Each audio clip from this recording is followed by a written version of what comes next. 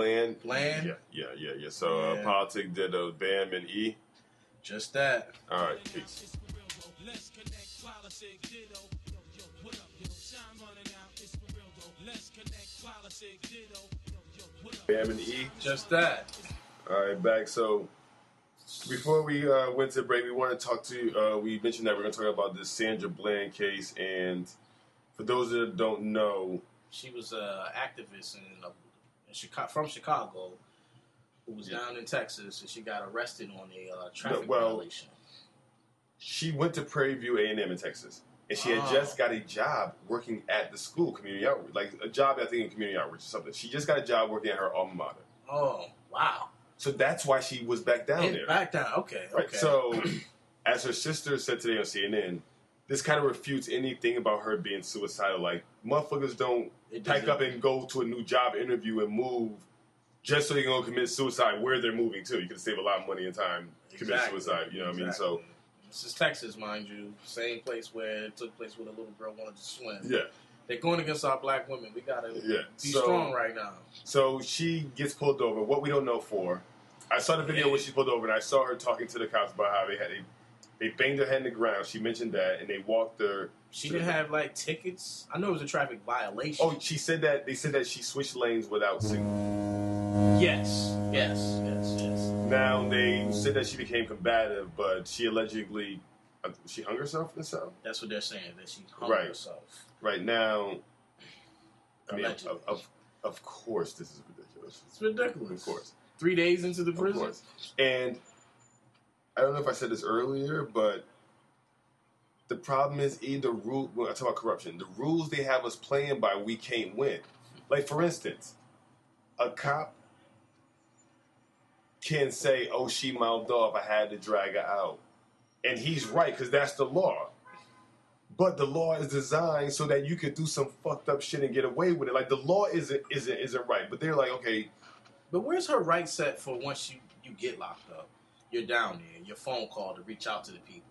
When you like, what is it, over the weekend, you have to meet the judge that Monday morning? They have, like, I mean, cops have different, like, they do, first of all, they do shit to you that knowingly they know they can't do to you, and they can stretch things out. Like me, you've seen, let's lose paperwork, let's, delay shit. I gotta run print, I gotta do this, there's a line, you know what I mean?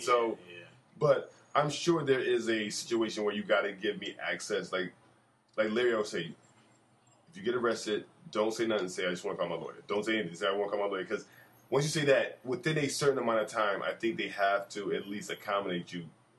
And Larry's a lawyer, correct? Yeah, criminal defense lawyer, exactly. All right. In Long Island. All right. So, until I think black people say, you know what, we're not going to participate in the system. I don't know how we're going to. Well, this is the thing right now, that this is where we should be at, where we're not participating in the system, because this woman is gone. Allegedly she killed herself, which we know she didn't do. Oh, I mean, clearly she didn't kill herself. That's wholly ridiculous to think that, like we said before, somebody would move to Prairie View, Texas, or wherever Prairie View A&M is. I mean, to kill. I mean, it's outside of Houston. I know that. I mean, I didn't even know it's outside of Houston. I thought it was in Poland. I'm about to say maybe you like fucking outside Poland. You're like, fucking this shit for, and I'll kill myself. But that's insane. And the fact that there's so much other shit going on, like,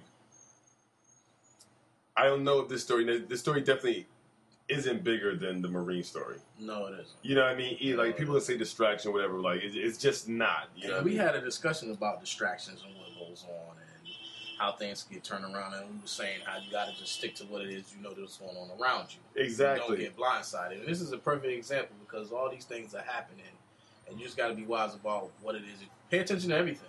And also, I mean, with social media, you like, dude, for you to retweet, repost, send to your man, like, yo, you know about this? Like, dude, it takes nothing. Yeah. You know what I'm saying? Like, on a train or on a bus, you can literally, like, read, like, 4 articles, get up to date, send it to some people that you know might be interested in it, you know what I mean, investigate further, and you didn't even lift a finger. Yeah. And then, you know what I mean? So, like, it takes nothing to stay awoke. I mean, I guess the issue may be how do you deal with it? And I think maybe, to me, that's always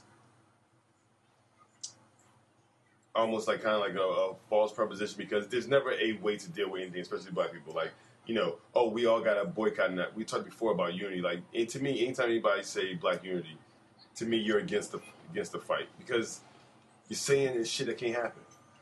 Yeah, R.I.P. to them soldiers. We don't want to get, you know, they died. Oh, yeah, you know no doubt, I mean? no doubt. Because they fought for this country and did the right thing, and the way they went out is kind of unfortunate. But this woman that allegedly killed herself once again, you know, there's so many things going on around us. It's type crazy. Yo, it's kind of like, you know, what do you do? Like, this is, and especially like not even to get divisive, but for all, you know, us black comfortable people, not necessarily college educated people, but us black comfortable people, like do the right like thing. like who see, you know, you could kind of look at Freddie Gray and be like, okay, I'm a black man, that's me, or even Eric Garner, but I don't sell Lucy's. No, I don't hang in a project. So in some ways, as a black man, I think a lot of times I attach myself to situations where I know, like, I don't do that. Or I have the wherewithal where I can make my reality minimally affected by that. Like, I live in Harlem, so, you know, I live around black people. Like, my movements and my actions, I'm rarely around the cops. I'm sure, trust me, I can always get caught up there. I'm not naive. Yeah. But I'm not out there like Freddie Gray was out there, how niggas in Baltimore be out there, how Eric Garner was out there. I'm sure I might brown today just because of my age. I'm 4 years old, you know what I mean? And my movements, I'm just not like that. So, you know, I think a lot of black people in the whole spectrum can honestly attach themselves to this Sandra Bland because this is just a regular shit. Like, anybody can look at Mike Brown and be like, I mean, there's something there. Even though they try to put a lot of things on him and they bought a bunch of information, but you know what I mean? They say he was big and all that, you know, but this is a woman that got a traffic violation, locked up, you know what I'm saying? In her own car. You know, so where's the ticket? Who moved for a new job. You know what I'm saying? Yeah, like, how we get past just giving her a ticket? How did it get to the point, regardless of what was said, you know what I mean, that you're arresting her? Like, you know what I mean? Can't explain it. Yo, it's scary, and I think the biggest thing that people don't know do is how to react. Yeah. Because you can't go at the cops. I think the only way niggas could really react is there needs to be like an app like Black People Arrested, and when you see Black people get arrested, you have to you record it and you send in the police cars so that people can find out where this person is, so they know about this person's well-being and whether or not that might be something we have to start. That could be like, you know, something has to happen. The saddest thing about that is though, if that app took off, like we'd be like zillionaires off of people reporting Black people getting arrested. So maybe we should hush that a little bit. That could be our ticket out of Brooklyn and Harlem. Yeah, but I guess that's the moral of this, you know, situation is, I guess, the solutions aren't as easy as we gotta tool up or fuck the police or, you know what I mean? It's just, we're not gonna win that war. No, you know what I mean? It's like it. You gotta be willing to accept that. Okay, I'm accepting the fight without any solutions, and I'm not necessarily. I don't need to start the fight to have a in game. Like, I just have to start fighting it in my own little way. Whether that be, I'm going to minimize my movements, or I'm going to make sure that I know the law, or make sure that I'm riding clean when I know I'm riding fast. Like something. Whatever happens from this situation, I feel like I know myself, I have to be a part of this right here. Yeah.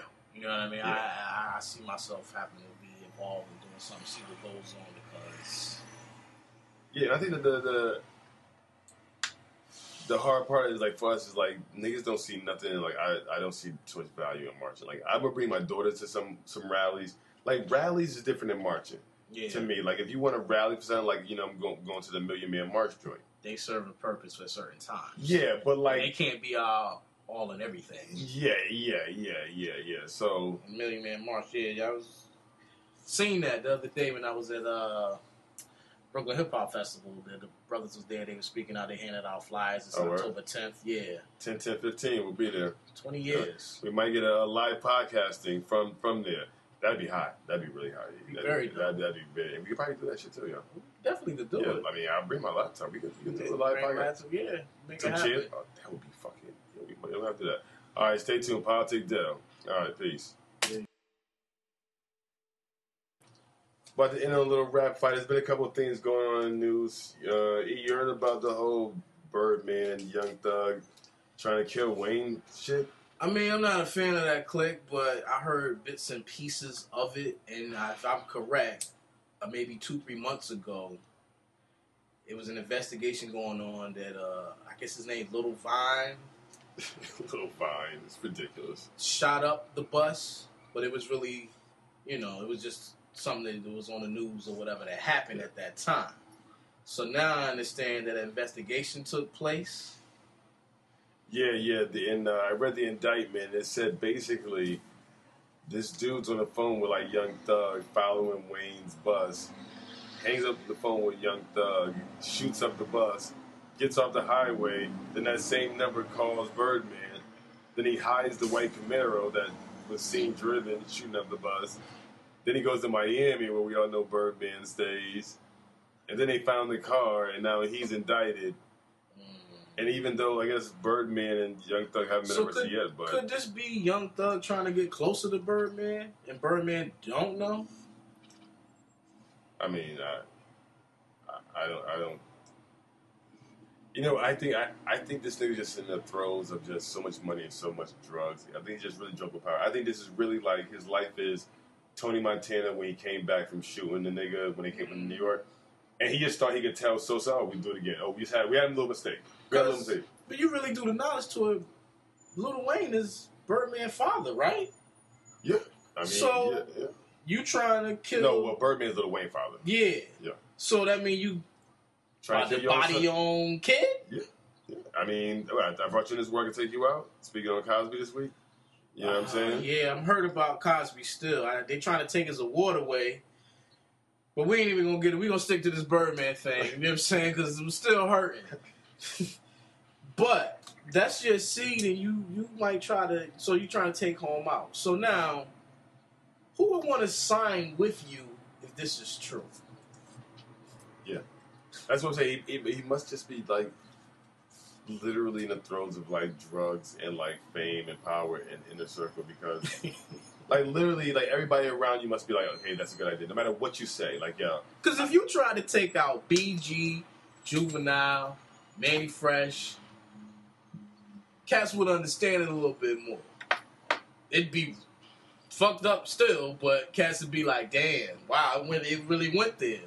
But this guy, who you done made bukus of dollars with, your son, y'all kissed, ain't no allegedly about it.